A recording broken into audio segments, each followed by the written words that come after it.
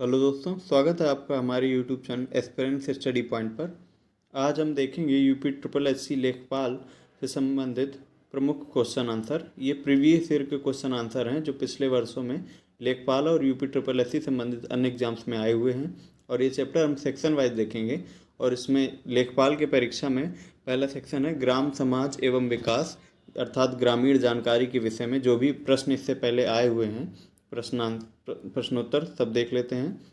तो शुरू करते हैं। प्रश्न नंबर 1 है, और सभी कुछ प्रतीक्षा कर सकता है किंतु कृषि नहीं, यह उद्गार किसका है? Option A Pandit Jawaharlal Nehru, option B Jagjivan Ram, option C Sikandar Bakht या ऑप्शन डी लाल बहादुर शास्त्री। ये चकबंदी लेखपाल आया है 2015 में। तो इसका सही आंसर है पंडित जवाहरलाल नेहरू, ऑप्शन है। पंडित जवाहरलाल नेहरू ने 1947 में कहा था कि और सभी कुछ प्रतीक्षा कर सकता है किंतु कृषि नहीं। चूँकि ये चकबंदी लेखपाल का एग्ज़ाम है, इसलिए इसमें कृषि से संबंधित जितने भी कथन, जितने भी महापुरुषों ने या किसी बड़े व्यक्ति ने कुछ कहा है, कृषि से रिलेटेड जितने भी स्टेटमेंट हैं, तो उनको ध्यान रखने की ज़रूरत है।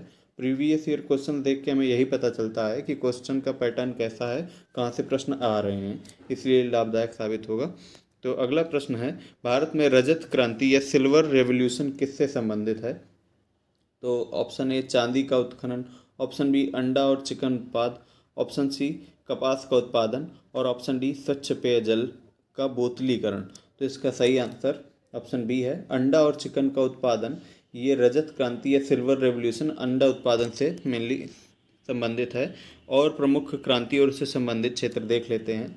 रजत क्रांति या सिल्वर रेवोल्यूशन जो है वो अंडा उत्पादन से, हरित क्रांति ग्रीन रेवोल्यूशन खाद्यान्न उत्पादन से है, और श्वेत क्रांति वाइट रेवोल्यूशन दुग्ध उत्पादन से है, और नीली क्रांति ब्लू रेवोल्यूशन मत्स्य उत्पादन से है, गुलाबी क्रांति पिंक रेवोल्यूशन झींगा मछली उत्पादन से है, और लाल क्रांति रेड रेवोल्यूशन मांस या टमाटर उत्पादन से है, और स्वर्ण क्रांति या गोल्डन रेवोल्यूशन बागवानी से रिलेटेड है। तो ये सारे पॉइंट्स मोस्ट इंपॉर्टेंट हैं क्योंकि एग्जाम्स में ये क्रांतियाँ पूछी जाती रहती हैं, तो ये इम्पॉर्टेंट हैं। और अगला प्रश्न है, केसर के पौधे का कौन सा भाग उपयोग में लाया जाता है? केसर के पौधे का कौन सा भाग? ऑप्शन ए पत्ती, ऑप्शन बी पंखुड़ी, ऑप्शन सी बाह्यदल या ऑप्शन डी वर्तिकाग्र। तो जैसा कि आंसर है वर्तिकाग्र या जिसे स्टिग्मा कहा जाता है, ये केसर का वह भाग है जो उपयोग में लाया जाता है। केसर का वैज्ञानिक नाम है क्रोकस सटाइवस। क्रोकस सटाइवस केसर का वैज्ञानिक नाम है। और ये क्वेश्चन कई बार पूछा भी जाता है, इम्पॉर्टेंट है कि पूछा गया है, क्योंकि वर्तिकाग्र या स्टिग्मा इसका उपयोग में लाया जाता है। अगला प्रश्न है, महाजनी प्रथा का सर्वप्रथम उल्लेख कहाँ मिलता है? उल्लेख निम्नलिखित में से प्राचीन ग्रंथ किस प्राचीन ग्रंथ में मिलता है महाजनी प्रथा का? ऑप्शन ए शतपथ ब्राह्मण में, ऑप्शन बी उपनिषद में, ऑप्शन सी रामायण में, ऑप्शन डी महाभारत में। तो इसका आंसर ऑप्शन ए है, अर्थात शतपथ ब्राह्मण में महाजनी प्रथा का उल्लेख सर्वप्रथम शतपथ ब्राह्मण में मिलता है।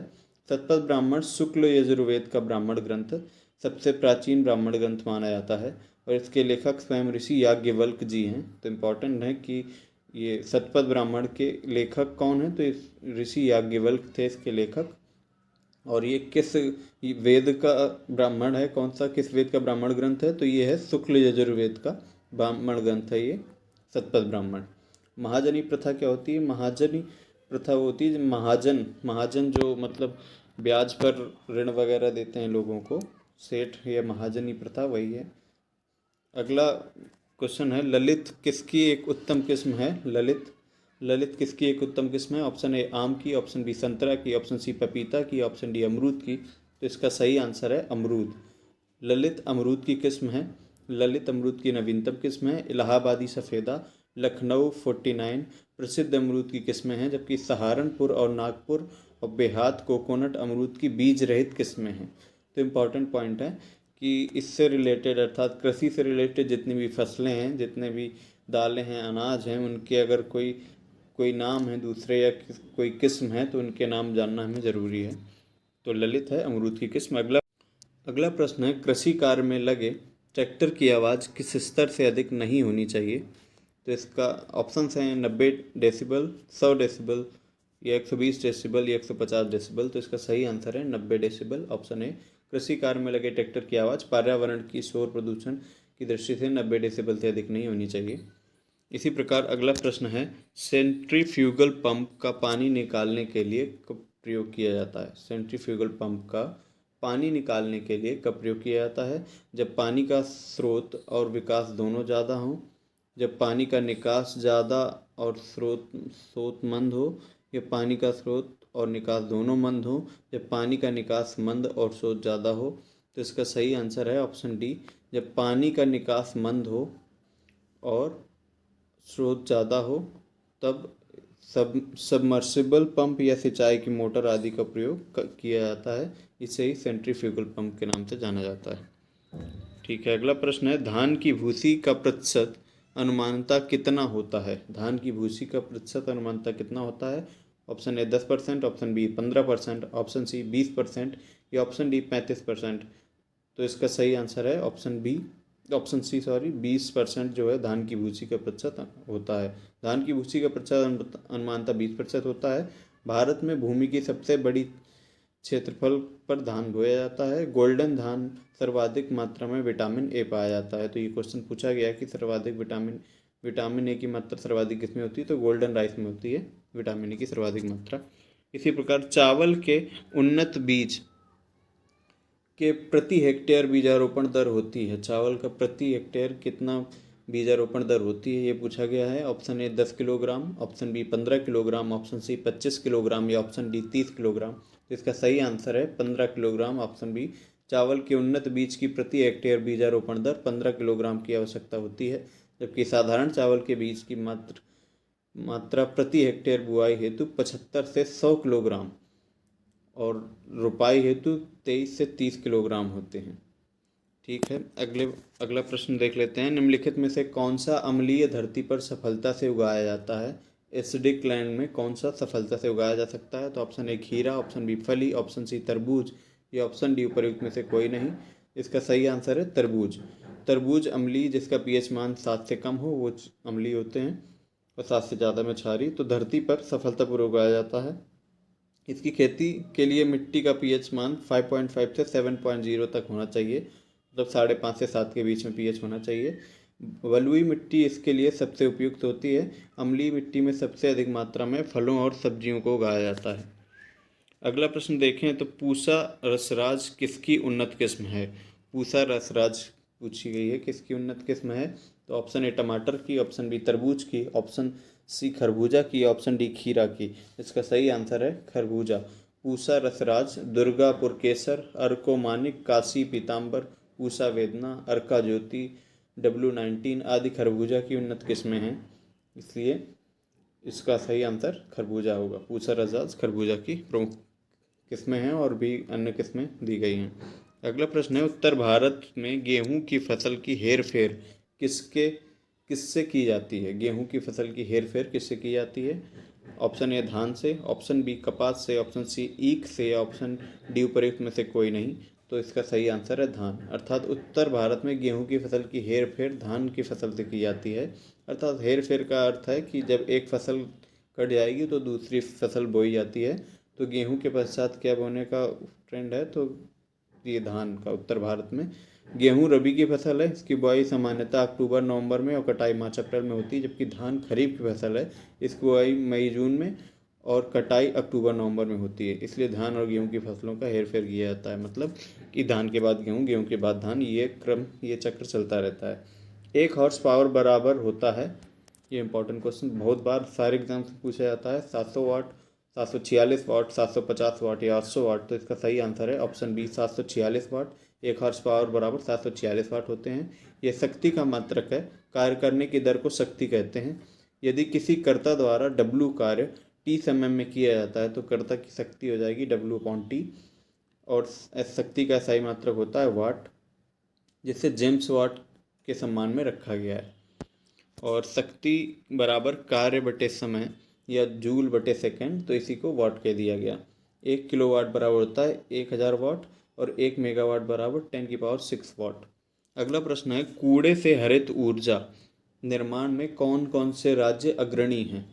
कूड़े से हरित ऊर्जा बनाने में कौन कौन से राज्य अग्रणी हैं? ऑप्शन ए उत्तर प्रदेश और पंजाब, ऑप्शन बी महाराष्ट्र और पंजाब, ऑप्शन सी झारखंड और उत्तराखंड, ऑप्शन डी गुजरात और मध्य प्रदेश। तो दिए गए ऑप्शंस में जो कूड़े से हरित ऊर्जा बनाने में अग्रणी राज्य हैं वो हैं महाराष्ट्र और पंजाब। कूड़े से हरित ऊर्जा निर्माण महाराष्ट्र और पंजाब राज्य की हैं। इनमें किसानों में घास फूस भूसे आदि से बिजली बनाई जाती है। इसे बायोमास मिशन में जहाँ पंजाब और महाराष्ट्र उच्च स्थान पर है, वहीं अन्य राज्य भी इसमें योगदान दे रहे हैं, जैसे कि उत्तर प्रदेश, हरियाणा, गुजरात, मध्य प्रदेश आदि। इस प्रकार से प्राप्त ऊर्जा को हम नवीकरणीय ऊर्जा के रूप में जानते हैं। ये भी पूछा जा सकता है कि नवीकरणीय ऊर्जा के अंतर्गत कौन कौन सी ऊर्जा आती है, तो उनमें से बायोमास एनर्जी ये भी आती है इसी में, नवीकरणीय ऊर्जा में। वैज्ञानिक अनुमान से इस ग्रह पर कितने वृक्ष हैं? वैज्ञानिक अनुमान से इस ग्रह पर कितने वृक्ष हैं? Option A 422 billion, option B 3 trillion, option C 400 billion या ऑप्शन डी इनमें कोई अनुमान उपलब्ध नहीं है। तो इसका सही आंसर देख लेते हैं। इसका सही आंसर है ऑप्शन बी अर्थात 3 ट्रिलियन। वैज्ञानिकों के अनुमान लगभग 3 ट्रिलियन वृक्ष पृथ्वी ग्रह पर पाए जाते हैं। यह सर्वेक्षण रिपोर्ट येल विश्वविद्यालय से क्राउथर और उनके सहयोगी द्वारा बनाई गई थी। तो ये अभी तक जहाँ तक सारे क्वेश्चंस 8/11/2015 की शिफ्ट के ही हैं। ये देख लेते हैं इनमें जो क्वेश्चन जब आया उसकी डेट भी नीचे लिखी हुई है। और 16वां प्रश्न है, कितने प्रतिशत ग्रामीण परिवार रसोई से परंपरागत लकड़ी, गोबर आदि से बनाया हुआ खाना खाते हैं? कितने प्रतिशत लोग मतलब परंपरागत ईंधन का उपयोग करते हैं? तो इतने इसमें ऑप्शंस हैं, लकड़ी, गोबर आदि से खाना बनाते हैं। ऑप्शन हैं 71%, 75%, 80% या 85%। तो इसका सही आंसर है ऑप्शन डी 85% ग्रामीण परिवार रसोई में परंपरागत रूप से लकड़ी, गोबर आदि से खाना बनाते हैं। और 25% ग्रामीण भारतीय रसोई के ईंधन की लकड़ी का, 10% गोबर की उपालियों का और 5% रसोई गैस का इस्तेमाल करते हैं। और ये प्रश्न 2015 के टाइम आया है, तो उस वक्त के आंकड़े हैं ये। और केवल कितने प्रतिशत ग्रामीण परिवार की रसोई में मिट्टी के तेल से खाना बनाया जाता है? तो option A 1%, option B 4%, option C 7% या ऑप्शन डी 13%। तो इसका सही आंसर केवल 1%। NSS national sample survey organisation के अनुसार 2015 की रिपोर्ट थी। इसमें 1% ग्रामीण परिवार रसोई मिट्टी से तेल से खाना बनाते हैं। ये उस टाइम के क्वेश्चन नहीं, लगातार पूछे गए हैं। तो ध्यान देने वाली बात यह है कि वर्तमान में ये आंकड़े देखने की ज़रूरत है कि कौन से ईंधन से ग्रामीण क्षेत्रों में या शहरी क्षेत्रों में खाना बनता है, ये देखने की ज़रूरत है। और 18वां क्वेश्चन है, जाबो ग्रामीण खेती करने का तरीका कहाँ विद्यमान है? ग्रामीण खेती करने का तरीका है जिसका नाम है जाबो, ये कहाँ की जाती है ये खेती? Option A Uttarakhand, option B Nagaland, option C Himachal Pradesh, option D Mizoram. तो इन दोनों में कन्फ्यूजन हो सकता था, वैसे नाम से ही पता चल रहा था। तो जाबो जो है वो नागालैंड की ग्रामीण खेती है। चावल की खेती की जाती है। नागालैंड के अगांगी जनजाति ये महत्वपूर्ण कृषि प्रणाली प्रचलित है। तो कौन सी जनजाति करती है खेती? तो अगांगी जनजाति करती है। और खेती करने के तरीका का नाम है जाबो और होती है नागालैंड में। ठीक है, अगला प्रश्न देखते हैं। तो किसान चैनल का प्रधानमंत्री द्वारा कब उद्घाटन किया गया? ऑप्शन ए अभी चालू नहीं हुआ है, ऑप्शन बी 1 मई 2015 को, ऑप्शन सी 26 मई 2015 को या ऑप्शन डी 15 अगस्त 2015 को। तो इसका सही आंसर था 26 मई 2015 को। DD किसान चैनल का आरंभ भारत के वर्तमान प्रधानमंत्री नरेंद्र मोदी द्वारा 26 मई 2015 को किया गया था। भारतीय किसान चैनल या DD किसान चैनल के नाम से भी जाना जाने लगा। इसका प्रमुख उद्देश्य कृषि संबंधी क्षेत्रों जैसे कि नई तकनीकी का प्रसार, पानी के संरक्षण और जैविक खेती जैसे विषयों की जानकारी को कृषकों तक पहुंचाना इसका उद्देश्य था। और अगला प्रश्न है, निम्नलिखित में से कौन से 2 जुताई के प्राथमिक उपकरण हैं? ऑप्शन ए मोल्ड बोर्ड हल और disc harrow, option B disc हल और disc harrow, option C disc harrow और cultivator, option D mould board हल और मृदा खुदाल या सब साइलर जिसे कहा जाता है। तो यही है, डी आंसर सही है। ये प्राथमिक उपकरण जो हैं जुताई के लिए वो हैं मोल्ड बोर्ड हल और मृदा खुदाल। जुताई के प्राथमिक उपकरण मोल्ड बोर्ड हल और ये सब साइलर है। मिट्टी खुलने और ढीला करने के लिए इस्तेमाल किए जाने वाले उपकरण को हल के रूप में जाना जाता है। और अगला प्रश्न है, सिंचाई में जल प्रयोग की कुशल मितव्ययिता के अनुसार कौन सी प्रणाली श्रेयस्कर है? सिंचाई में जल प्रयोग की कुशल मितव्ययिता के अनुसार कौन सी प्रणाली श्रेयस्कर है? ऑप्शन ए स्प्रिंकलर प्रणाली, ऑप्शन बी ड्रिप प्रणाली, ऑप्शन सी फरो प्रणाली या ऑप्शन सी चेक बेसिन प्रणाली। अर्थात ये मेनली क्वेश्चन का मतलब ये है पूछने का, सिंचाई में कम जल का उपयोग हो और अच्छे से सिंचाई की जा सके उसके लिए कौन सी विधि सर्वोत्तम है। तो उसका सही आंसर है ड्रिप इरिगेशन या ड्रिप प्रणाली कहा जाता है। सिंचाई में जल प्रयोग की कुशल मितव्ययी ड्रिप सिंचाई प्रणाली है। इस विधि की खोज इजराइल ने की थी। इस विधि के प्रयोग से 35 से 75% पानी की बचत होती है और इससे पानी सीधे जड़ों तक पहुंचता है। सिंचाई की यह विधि ऊसर, रेती मृदा और बागों के लिए अत्यंत उपयोगी है। तो इम्पॉर्टेंट पॉइंट है कि ये विधि सर्वप्रथम कहाँ शुरुआत की गई थी इसकी खोज, तो इजराइल में की गई थी। और सबसे अच्छी विधि कौन सी सर्वोत्तम साबित होती है जिससे पानी की 35 से 75% बचत होती है, तो वो है ड्रिप इरिगेशन या ड्रिप प्रणाली। अगला प्रश्न देख लेते हैं, मिट्टी का कटाव सर्वाधिक किस प्रकार की मिट्टी में होता है। अर्थात सर्वाधिक मिट्टी का कटाव कौन सी मिट्टी में होता है।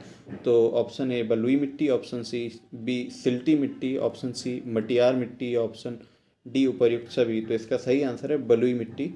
बलुई मिट्टी का कटाव सर्वाधिक होता है क्योंकि बलुई मिट्टी पौधों की जड़ें बांध नहीं पाती है, इसलिए ये सर्वाधिक कटाव यहाँ पे होता है। अगला प्रश्न है, भारत में कुल सिंचित क्षेत्र है। तो ये उस समय के आंकड़े होंगे, सिंचित क्षेत्र के आंकड़े बढ़ते घटते रहते हैं। वैसे देख लेते हैं, option A 45%, option B 50%, option C 55% या ऑप्शन डी 60%। तो इसका सही आंसर है ऑप्शन सी 55%। भारत में कुल सिंचित क्षेत्र 2015 में 55% के लगभग था और भारत में कुआं और नलकूप द्वारा सिंचित क्षेत्र 55.9% था। भारत में नहर द्वारा सिंचित क्षेत्र 31.4% था। तालाब द्वारा सिंचित क्षेत्र 6.1%, अन्य स्रोतों से सिंचित क्षेत्र 6.6 या 6.6% थे। भारत में 37% कुल सिंचित क्षेत्र बड़ी परियोजनाओं से होता है और 63% छोटी परियोजनाओं से होता है।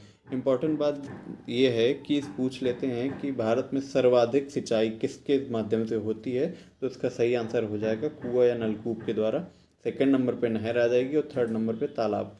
और ये सिंचाई का जो माध्यम है ये स्टेट वाइज भी पूछे जा सकते हैं कि उत्तर प्रदेश में सर्वाधिक सिंचाई किसके माध्यम से होती है, इस टाइप से भी क्वेश्चन आता है, तो ध्यान देने वाली बात है। अगला प्रश्न है, इस प्रदेश में प्रचलित धरातल का माप कौन सा सही नहीं है। इस प्रदेश की बात की जा रही है और प्रचलित धरातल की माप में कौन सा सही नहीं है ये पूछा गया है। तो 20 कंचवासी बराबर 1 बिंसवासी, 20 बिंसवासी बराबर 10 बिसुआ और 20 बिसुआ बराबर 1 बीघा और 1 बीघा बराबर 55 × 55 वर्ग गज। तो इसका सही आंसर जो है वो है बी, 20 बिंसवासी बराबर 10 बिसुआ, ये गलत है। 20 कंचवासी बराबर 1 बिसवासी ये सही है। और फिर दूसरा है 20 बिंसवासी बराबर 1 बिसुआ होता है, अर्थात 1361.25 वर्ग फीट होता है। इसमें 13 से 61.25 वर्ग फीट बराबर 1 बिसुआ बनता है 20 बिंसवासी को मिलाकर, और 20 बिसुआ मिला के 1 बीघा बनता है और 1 बीघे में कितना होता है, तो 55 × 55 वर्ग गज के बराबर ज़मीन होती है। तो ये लेखपाल का एग्ज़ाम है, इसलिए इम्पॉर्टेंट है कि हमें पता हो जो भी आंकड़े हैं, जो भी धरातल की माप करने के लिए प्रमुख आंकड़े हैं, कितने वर्गों में बांटा गया है, हेक्टेयर, एकड़ और इन सब की जानकारी अच्छे से कर लेनी चाहिए। वार्षिक क्रम और वर्षांतर फसल उगाने की व्यवस्था को क्या कहते हैं। तो ऑप्शन ए फसल रोपण सूचकांक, ऑप्शन बी फसल रोपण प्रभाव, ऑप्शन सी फसल रोपण विधि या ऑप्शन डी फसल रोपण अनुक्रम। तो इसका सही आंसर है ऑप्शन डी फसल रोपण अनुक्रम। वार्षिक क्रम या वर्षांतर फसल उगाने की व्यवस्था को फसल रोपण अनुक्रम कहते हैं। और जैसे गेहूं के बाद दलहन और छोटे अनाज के बाद कतार वाली फसल और दलहन के बाद अनाज आदि, फसल रोपण अनुक्रम को 2 या 3 वर्षों का हो सकता है। अर्थात फसल रोपण का अनुक्रम का अर्थ है कि एक के बाद दूसरी फसल, दूसरे के बाद तीसरी फसल, ये क्रम जो है ये निश्चित होता है, उसी को फसल रोपण अनुक्रम कहते हैं और ये 2-3 वर्षों तक लगातार चल सकता है। बढ़ते हैं अगले प्रश्न की तरफ। अगला प्रश्न है, प्रतिवर्ष भारत में कितना कृषि का कूड़ा और खरपतवार निकलता है। प्रतिवर्ष की बात की जा रही है, कितना कृषि का कूड़ा निकलता है और खरपतवार कितने निकलते हैं। तो ऑप्शन ए है 250 million ton, option B 300 million ton, option C 350 million ton या ऑप्शन डी 400 मिलियन टन। तो इसका सही आंसर है 350 मिलियन टन के लगभग कृषि का कूड़ा या खरपतवार प्रतिवर्ष भारत से निकलता है। अगला प्रश्न है, भारत में ग्राम पंचायत की कुल संख्या कितनी है। तो 2,12,585, 2,39,582 या 2,40,202 या उपर्युक्त में से कोई नहीं। तो इसका आंसर इन्होंने डी दिया है, क्योंकि भारत में कुल ग्राम पंचायतों की संख्या जो है 2,50,000 के लगभग है, और उसके सर्वाधिक निकट वाला ऑप्शन ये है 2,40,202, इसलिए यहाँ पे ये लिख दिया गया है। लगभग 2,50,000 के लगभग ग्राम पंचायतें हैं भारत में, जिसके अंतर्गत लगभग 6 लाख ग्राम आते हैं। और पंचायतें स्थानीय स्वशासन संगठन के अंतर्गत पंचायती राज में आती हैं। तो स्थानीय स्वशासन के अंतर्गत आती हैं पंचायतें पंचायती राज में। और भारत में कुल वन क्षेत्र है, कुल वन क्षेत्र कितना है भारत में, ये पूछा गया है। 7,69,538 वर्ग किलोमीटर, 7,68,538 वर्ग किलोमीटर, या 6,66,538 वर्ग किलोमीटर, या उपर्युक्त में से कोई नहीं। तो इसका भी आंसर डी दिया गया है। वन सर्वेक्षण रिपोर्ट 2015 के अनुसार भारत में कुल वन क्षेत्र 7,01,673 वर्ग किलोमीटर है, जो भौगोलिक क्षेत्रफल का लगभग 21.34% जबकि वन सर्वेक्षण रिपोर्ट 2019 के अनुसार भारत में कुल वन क्षेत्रफल कितना हो गया है, तो यह है 8,07,276 वर्ग किलोमीटर के लगभग हो गया है, जो भौगोलिक क्षेत्रफल का 24.56% हो गया है। अर्थात 2015 के बाद 2019 की रिपोर्ट के अनुसार वन क्षेत्रफल बढ़ गया है। 2019 के अनुसार कितना है, तो इंडिया के कुल क्षेत्र भौगोलिक क्षेत्रफल का है 24.56%। गौरतलब है कि वन सर्वेक्षण रिपोर्ट प्रत्येक 2 वर्ष में निकलती है, तो अभी लेटेस्ट जो आई होगी वो 2021 की रिपोर्ट होगी, तो उसके आंकड़े देखने की आवश्यकता है। अगला प्रश्न है, कुल खेती क्षेत्र से तात्पर्य है। कुल खेती क्षेत्र जो होता है वो क्या होता है। ऑप्शन ए, वर्ष में सकल खेती करने योग्य क्षेत्र। वर्ष में शुद्ध खेती किया गया क्षेत्र। ऑप्शन सी, वर्ष में शुद्ध खेती किया गया क्षेत्र प्लस वह क्षेत्र जिसमें एक बार से अधिक खेती की गई हो। या ऑप्शन डी, उपर्युक्त में से कोई नहीं। तो इसका सही आंसर है ऑप्शन सी, अर्थात जो खेती क्षेत्र से तात्पर्य है वो है वर्ष में शुद्ध खेती किया गया क्षेत्र और वह क्षेत्र जिसमें एक बार से अधिक की गई हो खेती। इसी प्रकार अगला प्रश्न है, निम्नलिखित में से कौन सी रूट क्रॉप नहीं है। रूट क्रॉप कौन सी नहीं है। ऑप्शन ए आलू, ऑप्शन बी चुकंदर, ऑप्शन सी शकरकंद, या ऑप्शन डी ईख। तो रूट क्रॉप फसलों का खाद्य पदार्थ उनके तनों व जड़ों में संचित होता है, अर्थात जिन फसलों की तने और जड़ें खाई जाती हैं उनको रूट क्रॉप कहते हैं, जैसे कि आलू, चुकंदर, शकरकंद। जबकि ईख रूट क्रॉप की फसल नहीं है। गेहूं में प्रोटीन का प्रतिशत कितना होता है। Option A 12%, option B 30%, option C 45%, या ऑप्शन डी 25%। तो इसका सही आंसर देख लेते हैं। ऑप्शन ए 12% गेहूं में प्रोटीन का पाया जाता है। गेहूं में सामान्यतः 8 से 15% प्रोटीन और 65 से 70% कार्बोहाइड्रेट और 1.5% वसा और 2% खनिज तत्व पाए जाते हैं। इसी प्रकार अगला प्रश्न देखें तो परिक्षेत्रीय मृदा को क्या कहते हैं। ऑप्शन ए ट्रांसपोर्टेड मृदा, ऑप्शन बी ड्रिफ्ट मृदा, या ऑप्शन सी एल्यूवियल मृदा, या ऑप्शन डी उपर्युक्त सभी। इसका सही आंसर हो जाएगा ऑल ऑफ एबव, उपर्युक्त सभी। देख लेते हैं, परिक्षेत्रीय मृदा उसे कहते हैं जहाँ पर वहाँ के वातावरण के अनुसार प्रभाव पड़ता हो, अर्थात क्षेत्रीय मानसून या क्षेत्रीय जलवायु का प्रभाव पड़ता हो। तो इसलिए ट्रांसपोर्टेड, ड्रिफ्ट और एल्यूवियल ये सभी क्षेत्रीय मृदाएं हैं, तो इनको तीनों सही हो जाती हैं। तो इसलिए हमें देखना है कि किस क्षेत्र में कौन सी मृदा पाई जाती है और उसको किस नाम से जाना जाता है, ये सब देखने की आवश्यकता है। अगला प्रश्न है, एनपीके के किस अनुपात का प्रयोग की संस्तुति की गई है। एनपीके के किस अनुपातिक प्रयोग की संस्तुति की गई है, अर्थात नाइट्रोजन, फास्फोरस और पोटेशियम का कौन सा अनुपात होना चाहिए। ऑप्शन ए 6:3:1, 4:2:1, या 4:3:1, या 4:2:2। तो इसका सही आंसर है जो वो बी होना चाहिए, ना कि डी, 4:2:1। एनपीके के मानक अनुपात को अर्थात नाइट्रोजन, फास्फोरस और पोटेशियम का प्रयोग संतुलित अनुपात में होना चाहिए। पूसा रूबी किसकी उन्नत किस्म है, अगर ये पूछी जाए पूसा रूबी, तो इसका सही आंसर होगा ऑप्शन बी टमाटर, अर्थात पूसा रूबी टमाटर की उन्नत किस्म है, जिसे भारतीय कृषि संस्थान दिल्ली द्वारा विकसित किया गया था। यह जल्दी पकने वाले टमाटर की प्रजाति है। टमाटर की अन्य प्रजातियां हैं पूषा गौरव, अर्का सौरभ, सोनाली रश्मि, अविनाश। अर्थात प्रमुख फसलों के जो अन्य किस्में हैं वो देखने की आवश्यकता है। और अगर क्वेश्चन नंबर 35 देखें तो एक थ्रेसर द्वारा दानों का अधिक नुकसान होता है यदि इसकी गति अधिक हो, यदि इसकी गति मंद हो, यदि पक्की फसल को थ्रेसर में डालने में कमी हो और दाना निकालने की गति अधिक हो। तो इसका सही आंसर है ऑप्शन ए। अगर थ्रेसर की गति अधिक होगी तो जो दाने हैं उनका अधिक नुकसान होता है। थ्रेसर द्वारा अनाजों का सर्वाधिक नुकसान तब होता है जब थ्रेसर की गति अधिक होती है। इस दौरान अनाज के हल्के दाने थ्रेसर के भीतर उच्च वायु दाब के कारण गति करने लगते हैं और थ्रेसर में लगे लोहे की प्लेट से कट जाते हैं और फिर भूसे के साथ बाहर उड़ जाते हैं। इसलिए थ्रेसर की गति कम रखने की आवश्यकता है जिससे दाना कटे नहीं और उड़े नहीं। और अगला प्रश्न है, दीमक को नष्ट करने के लिए सर्वाधिक उपयुक्त रसायन है। ऑप्शन ए रोगार, ऑप्शन बी मोनोक्रोटोफस, या ऑप्शन सी एंडोसल्फान, या ऑप्शन डी क्लोरपाइरिफस। तो इसका सही आंसर है मोनोक्रोटोफस। मोनोक्रोटोफस दीमक लकड़ी, कागज और अन्य वस्तुओं को नष्ट कर देती है। दीमक वस्तुओं से नष्ट करने से बचाने के लिए सर्वाधिक उपयुक्त रसायन मोनोक्रोटोफस है, इसलिए इसका सही आंसर ये हो जाता है। इनमें से कौन सा ग्रामीण विकास का वर्तमान कैबिनेट मंत्री है? वर्तमान कैबिनेट मंत्री ग्रामीण विकास के उस टाइम पे 2015 की बात की जा रही है, तब थे। प्रश्नकाल के दौरान वीरेंद्र सिंह, चौधरी वीरेंद्र सिंह थे भारत के ग्रामीण विकास मंत्री, जबकि 2019 में ग्रामीण विकास मंत्री नरेंद्र सिंह तोमर। देख लेते हैं अगला प्रश्न, फसल कटाई परीक्षण या क्रॉप कटिंग एक्सपेरिमेंट किस लिए जाने जाते हैं?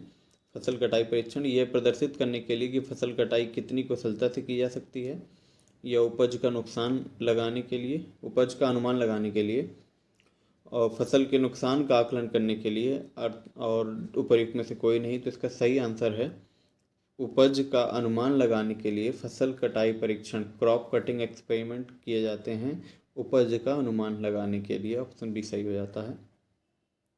और अगला प्रश्न है, आंवले का सर्वाधिक उत्पादन कहाँ होता है? तो ऑप्शन ए फतेहपुर में, ऑप्शन बी बाराबंकी में, ऑप्शन सी मिर्जापुर में, ऑप्शन डी प्रतापगढ़ में। तो इसका आंसर है प्रतापगढ़ में। आंवले का सर्वाधिक उत्पादन उत्तर प्रदेश के प्रतापगढ़ जिले में होता है। आंवले में विटामिन सी पाया जाता है। अगला प्रश्न है, खसरा और खतौनी कौन तैयार करता है? खसरा और खतौनी कौन तैयार करता है? तो option A tehsildar, option B उप विभागीय मजिस्ट्रेट या एसडीएम जिसे कहते हैं, ऑप्शन सी कानूनगो या लेखपाल, या ऑप्शन डी पटवारी। तो इसका सही आंसर है ऑप्शन डी पटवारी। पटवारी के द्वारा खसरा और खतौनी तैयार किए जाते हैं। खसरा और खतौनी जमीन, खेतों या कृषि भूमि का वैधानिक दस्तावेज है जिसके भूमि और फसल विवरण के लिए रखा जाता है। और अगर स्वदेशी हल की बात करें, स्वदेशी हल है तो जुताई का एक द्वितीयक उपकरण, नम धरती का एक कुदाल, एक बहुउद्देशीय उपकरण, या जुताई का एक प्राथमिक उपकरण। तो इसका सही आंसर है ऑप्शन डी, जुताई का एक प्राथमिक उपकरण है जो स्वदेशी हल है। स्वदेशी हल जुताई का क्षेत्र का प्राथमिक उपकरण है।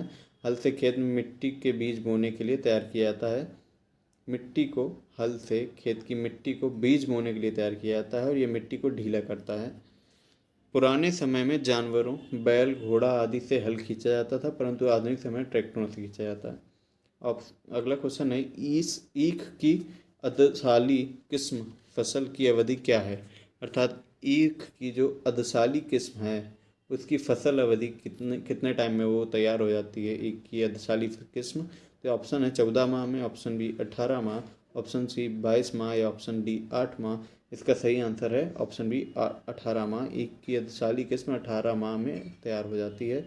अधसाली रोपण मुख्य रूप से महाराष्ट्र में कम वर्षा क्षेत्र में किया जाता है। रोपण जुलाई में किया जाता है।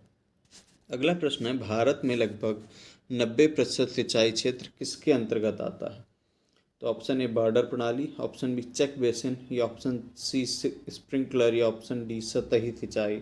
इसका सही आंसर है ऑप्शन डी सतही सिंचाई। पढ़ लेते हैं इसकी व्याख्या। तो भारत में लगभग 90% क्षेत्र सतही सिंचाई द्वारा किया जाता है। सतही सिंचाई से आशय भूजल द्वारा सिंचाई से है। भारत में सिंचाई के साधन कुआं और नलकूप हैं।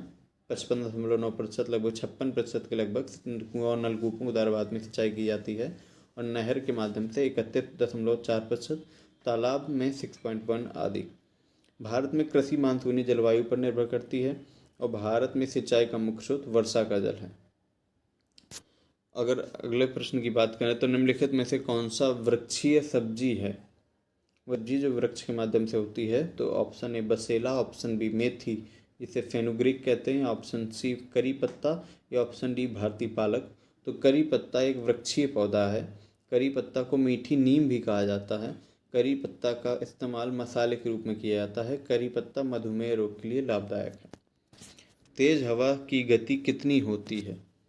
तेज हवा की गति कितनी होती है? ऑप्शन ए 20 मील प्रति घंटा, ऑप्शन बी 30 मील प्रति घंटा या ऑप्शन डी 40 मील प्रति घंटा या ऑप्शन डी 15 मील प्रति घंटा। तो इसका सही आंसर है ऑप्शन बी 30 मील प्रति घंटा। ब्यूफोर्ट पैमाने के अनुसार तेज हवा की जो गति मानी गई है वो 22 से 27 समुद्री मील या 25 से 30 मील प्रति घंटा या 41 से 50 किलोमीटर प्रति घंटा रफ्तार मानी गई है।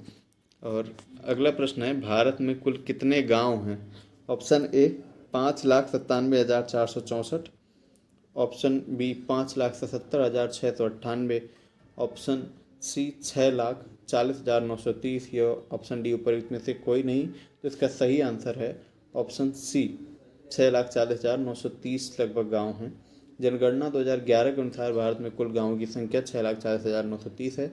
विश्व बैंक द्वारा जारी वर्ल्ड ऑर्गेनाइजेशन रिवीजन रिपोर्ट 2018 के अनुसार भारत में ग्रामीण जनसंख्या 6.6% के बराबर है। भारत में कितने प्रतिशत ग्रामीण घरों को बिजली सुलभ है? Option A 52%, option C B 60% या ऑप्शन सी 56% या ऑप्शन डी उपरोक्त में से कोई नहीं। भारत में कुल कितने प्रतिशत घरों में बिजली सुलभ है? तो इसका सही आंसर है 56%।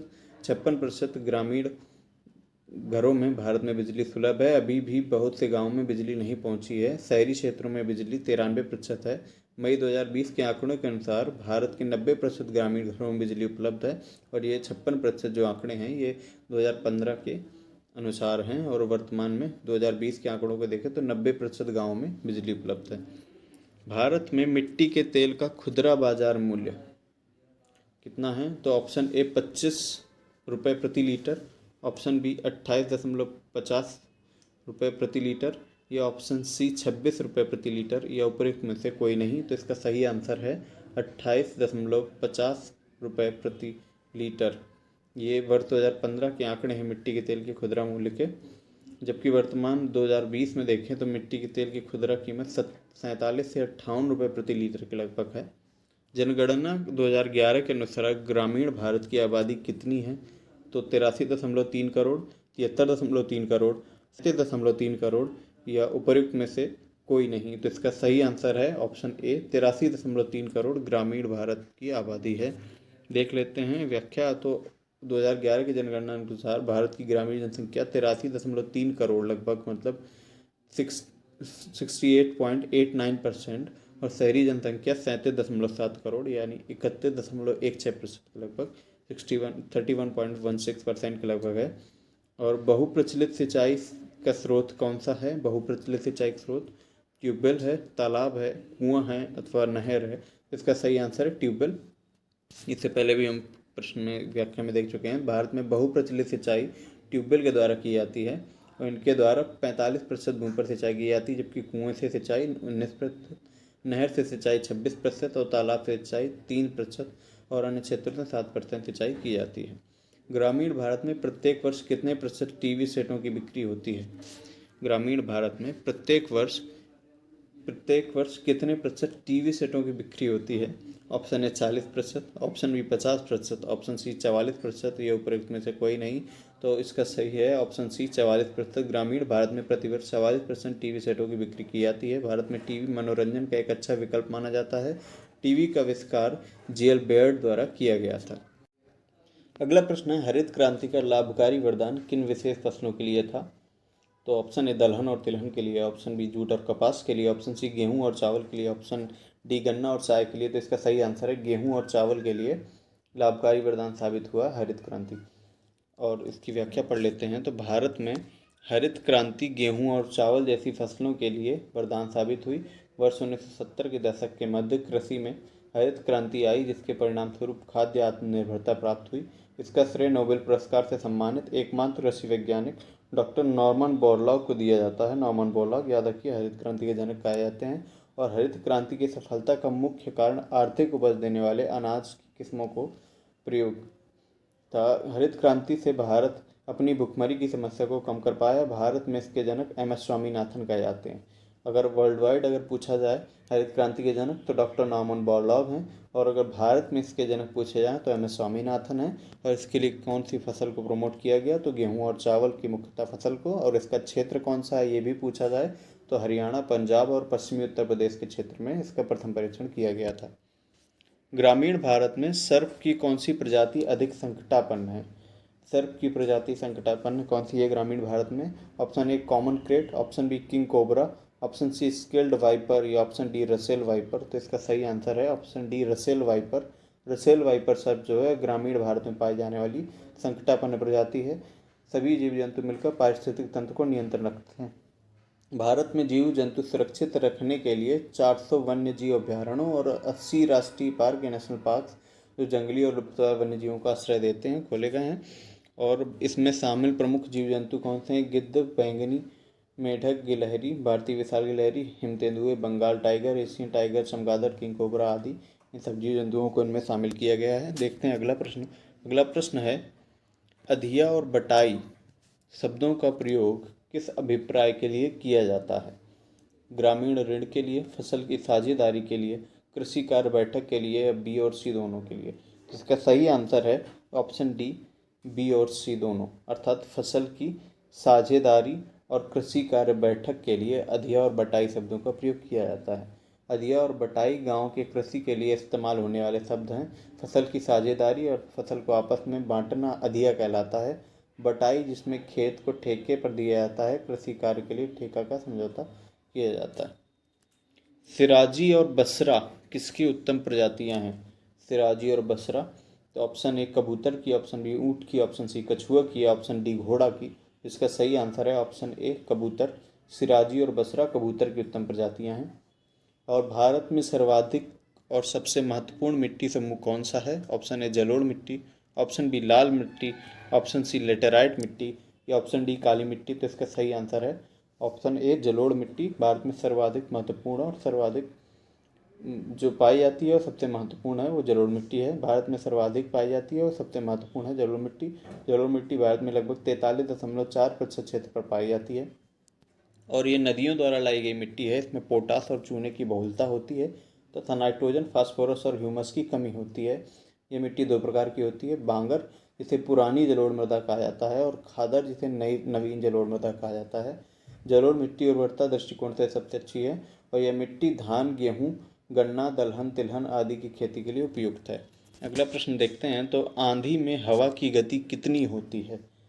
आंधी में हवा की गति कितनी होती है? ऑप्शन ए 70 मील प्रति घंटा, ऑप्शन बी 80 मील प्रति घंटा, ऑप्शन सी 80 मील प्रति घंटा से अधिक या ऑप्शन डी 60 मील प्रति घंटा। तो जब आंधी चलती है तो उसमें हवा की गति सर्वाधिक अर्थात 80 मील प्रति घंटा से अधिक होती है। ऑप्शन सी सही है। ब्यूफोर्ट स्केल्स के अनुसार आंधी में हवा की गति 118 किलोमीटर प्रति घंटा या 73 मील प्रति घंटा या 64 समुद्री मील प्रति घंटा से अधिक होती है। अगला प्रश्न देखते हैं। भारत में ग्रामीण पंचायतों की संख्या कितनी है? ग्राम पंचायतों की संख्या गैर आबादी वाले गांवों से अधिक, गैर आबादी वाले गांवों से कम, गैर आबादी वाले गांवों के बराबर अथवा गैर आबादी वाले गांवों के बराबर, सॉरी आबादी वाले गांवों के बराबर। तो इसका सही आंसर है ऑप्शन ए अर्थात गैर आबादी वाले गांवों से अधिक। व्याख्या पढ़ते हैं इसकी। भारत में ग्राम पंचायतों की संख्या आबादी वाले गांव से अधिक है, गैर आबादी वाले गांव से अधिक है और भारत में लगभग 2,50,000 ग्राम पंचायतें हैं। इसके अंतर्गत 6 लाख गांव आते हैं जिसमें से आबादी वाले गांव की संख्या है 5,97,464 और गैर आबादी वाले गांव की संख्या है 43,466, अर्थात गैर आबादी वाले गांव जो हैं वो 43,466 ही हैं। और इसी प्रकार तो ग्राम पंचायतों की संख्या जो है वो 2,50,000 है, तो उनसे अधिक ही है, इसलिए ये ऑप्शन सही था। और अगला प्रश्न देखें तो गूटी शब्द का प्रयोग आमतौर पर किसके संवर्धन के लिए किया जाता है? गूटी का तो ऑप्शन ए लीची के लिए, ऑप्शन बी अनार के लिए, ऑप्शन सी आम के लिए अथवा ऑप्शन डी पपीता के लिए। तो इसका सही आंसर है ऑप्शन ए लीची के लिए गूटी शब्द का प्रयोग किया जाता है। लीची के संवर्धन के लिए इसका प्रयोग किया जाता है। गूटी द्वारा पौधों को तैयार करने में सांकुर शाखा काटकर जड़ युक्त बूटी को निकाल दिया जाता है जिसमें पौधों का विकास होता है। अगला प्रश्न देखें तो केंद्रीय आलू अनुसंधान संस्थान कहाँ स्थित है। इसकी बात की जा रही केंद्रीय आलू अनुसंधान संस्थान, तो option A Faizabad, option B Shimla, option C Shimoga या ऑप्शन डी लखनऊ। इसका सही आंसर है ऑप्शन बी शिमला। केंद्रीय आलू अनुसंधान संस्थान शिमला हिमाचल प्रदेश में कुफरी में स्थित है। जगह का नाम कुफरी है और इसकी स्थापना 1945 में की गई थी। अगला प्रश्न देखें तो उत्तर प्रदेश का मलियाबाद किसके लिए प्रसिद्ध है। ऑप्शन ए दशहरी आम के लिए, ऑप्शन बी पीला खरबूजे के लिए, ऑप्शन सी मलियाबादी बिरयानी के लिए, ऑप्शन डी सूती चिकन के लिए। जिसका सही आंसर है ऑप्शन ए दशहरी आम के लिए उत्तर प्रदेश का मलियाबाद प्रसिद्ध है। उत्तर प्रदेश का मलियाबादी दशहरी आम विश्व प्रसिद्ध है। सहारनपुर का सफ़ेदा या चौसा, मेरठ व बागपत का रटौल तथा वाराणसी का लंगड़ा आम प्रसिद्ध है। इसके अलावा आम की अन्य किस्में हैं लखनऊ सफ़ेदा, मलियाबादी सफ़ेदा, फाजिली लखनऊआ, जौहरी सफ़ेदा आदि। पकते ही टमाटर जो है हरा से लाल क्यों हो जाता है। जो हरा टमाटर है वो लाल क्यों हो जाता है पकते ही। पानी के अनुपाती परिवर्तन के कारण, पकते समय तापमान में परिवर्तन के कारण, ऑप्शन सी क्लोरोप्लास्ट के क्रोमोप्लास्ट में बदलने के कारण, या ऑप्शन डी उपर्युक्त में से कोई नहीं। तो इसका सही आंसर है ऑप्शन सी, जो क्लोरोप्लास्ट होता है वो क्रोमोप्लास्ट में बदल जाता है। इससे जो टमाटर का रंग है वो लाल हो जाता है। पौधों में रंग प्राय उनके पाए जाने वाले लवक के कारण होता है। लवक 3 प्रकार के होते हैं, अवर्णी लवक, हरित लवक या वर्णी लवक। तो हरे टमाटर में हरित लवक पाया जाता है जबकि पक्के हुए टमाटर में वर्णी लवक पाया जाता है। अर्थात पकते ही टमाटर के लाल होने का प्रमुख कारण हरित लवक का वर्णी लवक में बदल जाना है। जो क्लोरोप्लास्ट है वो क्रोमोप्लास्ट में बदल जाता है। अगला प्रश्न है यदि दूध से क्रीम को निकाला जाए तो दूध का घनत्व बढ़ जाता है या वही रहता है, या पहले कम होता है फिर बढ़ता है, या कम हो जाता है। तो इसका सही आंसर है ऑप्शन ए, दूध से क्रीम को अलग कर दिया जाए तो दूध का घनत्व बढ़ जाता है और दूध में क्रीम को अपकेंद्रीय बल के कारण अलग किया जाता है। पीत क्रांति या किससे संबंधित है। पीत क्रांति ऑप्शन ए दुग्ध उत्पादन से, ऑप्शन बी तिलहन उत्पादन से, ऑप्शन सी मछली उत्पादन से, या ऑप्शन डी खाद्यान्न उत्पादन से। तो इसका सही आंसर है तिलहन उत्पादन। इंपॉर्टेंट क्रांति और उनसे संबंधित क्षेत्र, तो जितनी भी क्रांतियां हैं और उनसे संबंधित क्षेत्र मोस्ट इंपॉर्टेंट हैं। पीली क्रांति या पीत क्रांति जिसे कहा जाता है वो तिलहन उत्पादन से संबंधित है। श्वेत क्रांति दुग्ध उत्पादन से, नीली क्रांति मछली उत्पादन से और हरित क्रांति खाद्यान्न उत्पादन से। अगला प्रश्न है लहसुन की तीव्र गंध का कारण क्या है। ऑप्शन ए क्लोरो यौगिक, ऑप्शन बी अम्लीय यौगिक, ऑप्शन सी गंधक यौगिक, या ऑप्शन डी उपर्युक्त में से कोई नहीं। इसका सही आंसर है गंधक या सल्फर। ये लहसुन और प्याज में तीव्र गंध का कारण है, उसमें गंधक या सल्फर यौगिक पाया जाता है। ऑप्शन क्वेश्चन है टपका किस फसल का अंतिम चरण होता है। टपका, तो ऑप्शन ए आम का, ऑप्शन बी अमरूद का, ऑप्शन सी अनानास का, या ऑप्शन डी नींबू का। तो इसका सही आंसर है ऑप्शन ए, टपका आम के नाम से भी जाना जाता है। तो टपका जो है वो आम की फसल का अंतिम चरण है और जब आम पकने पर टपक जाता है तो उसे टपका या सीकर कहते हैं।